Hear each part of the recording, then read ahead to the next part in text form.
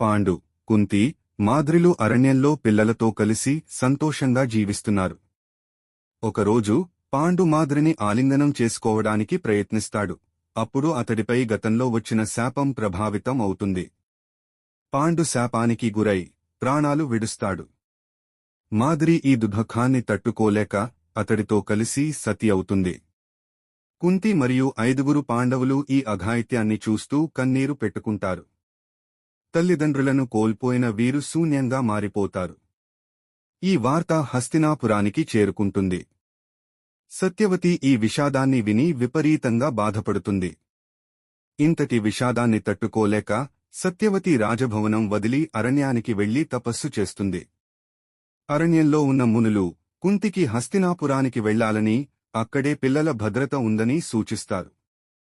భారీ మనస్తాపంతో కుంతి, పాండవులు రాజధాని వైపు ప్రయాణం ప్రారంభిస్తారు. హస్తినాపురానికి చేరుకున్న కుంతి, పాండవులను చూసి ప్రజలు ఆశ్చర్యపోతారు. భీష్ముడు, విదురుడు, ధృతరాష్ట్రుడు కుంతి మరియు పాండవులను ఆత్మీయంగా స్వాగతిస్తారు. అయితే దుర్యోధనుడు వారి రాకను చూసి అసూయపడతాడు. పాండవులు హస్తినాపుర రాజభవనంలో స్థిరపడుతుండగా కౌరవుల మధ్య ఉన్న వైరం మెల్లగా పెరుగుతూ భవిష్యత్తులో పెద్ద సంఘర్షణకు రూపకల్పన అవుతుంది. Please subscribe my channel.